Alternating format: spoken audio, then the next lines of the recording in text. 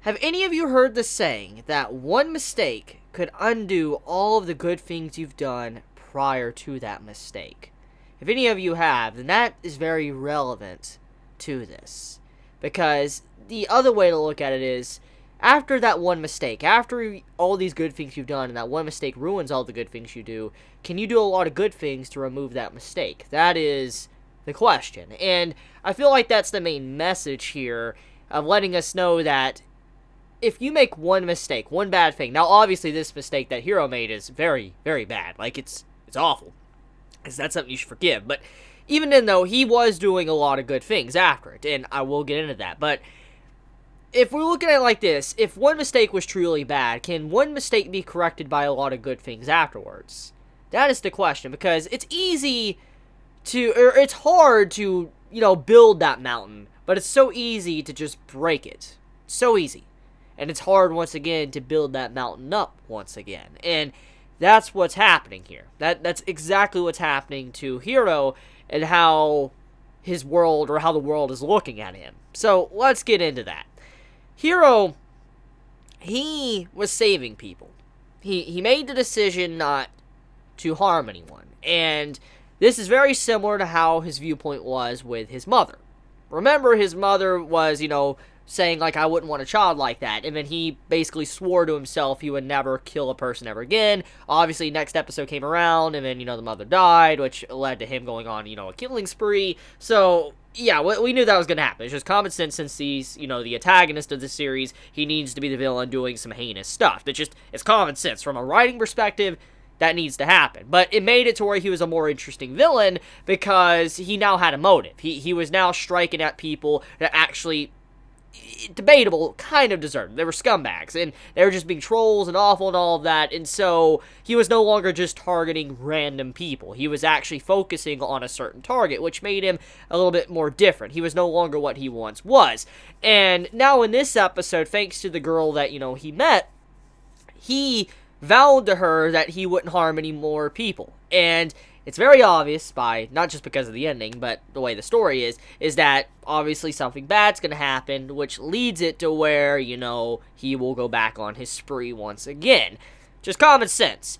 Now, I'm going to be honest here. I'm not a big fan of how this has been used basically 2 times in a row. I mean, I liked it the first time because, even though it's predictable, I liked it because it developed Hiro into a really interesting villain. He was a really cool villain after that because of how he started looking at his targets and stuff, like, last week's episode.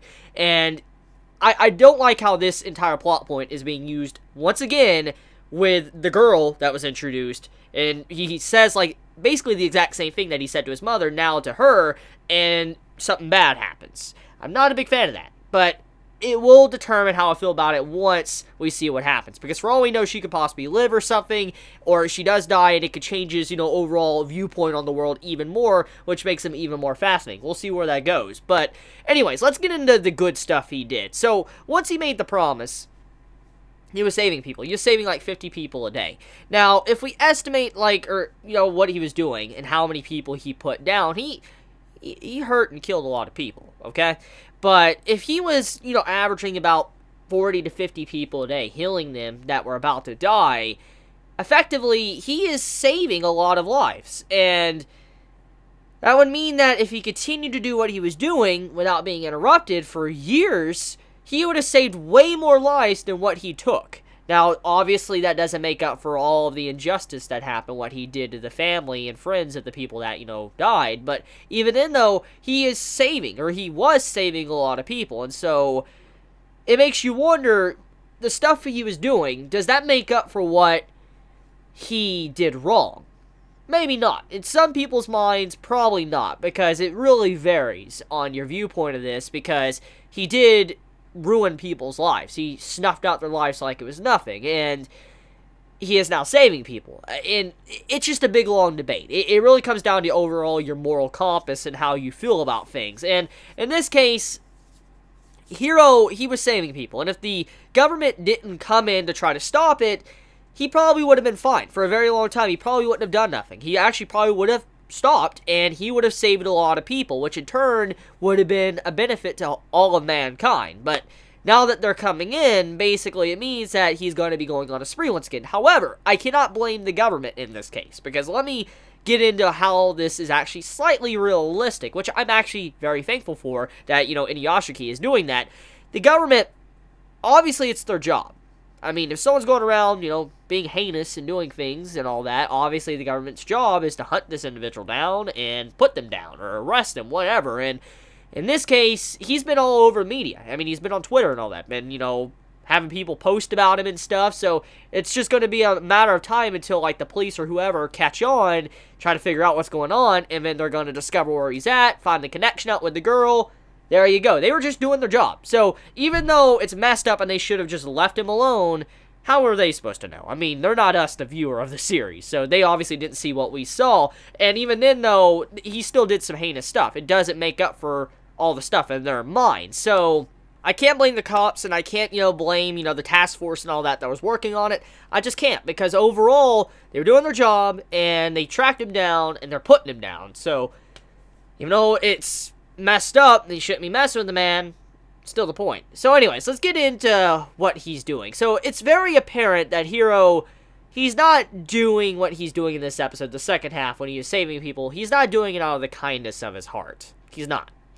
He's actually doing it just for the girl, which in turn is very similar to what he was doing for his mother. Remember, like how he was trying to change? Well, this is very similar to that. So it shows once again that Hiro has shifted over his warped personality and his selfishness over to a new person, which is the girl. And so he's not doing anything for the others. He's only doing it for her, to make her happy, make her, smile. And he's not doing it for his own benefit or whatever. Well, he is, but he's not doing it to make himself feel better, like healing these people. He's only doing it to make her feel better, which in turn makes him feel happy as well. So he's not doing it because he's kind and he wants to help individuals. So this still separates him from Inuyashiki, which still goes out of his way to help people just for the sake of helping people, not because it's for one person in general telling him, like, hey, you should help people. So once again, Hiro is still not trying to atone for what he's doing. He's not even really attempting to atone for what he has done, because he's not really focusing on that. The only reason why he's doing it is because of the girl. That's it.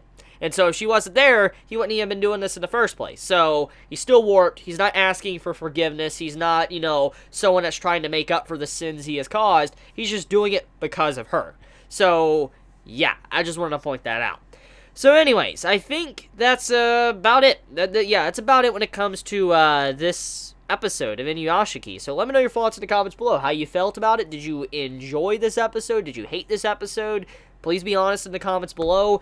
If you enjoy my content, please subscribe. And if you like this video, please leave a like. I love you guys. You have a wonderful day or night wherever you live. Happy Thanksgiving. Please be safe. And if you don't celebrate Thanksgiving, I still wish you a very good day. So please be safe. Chibi out.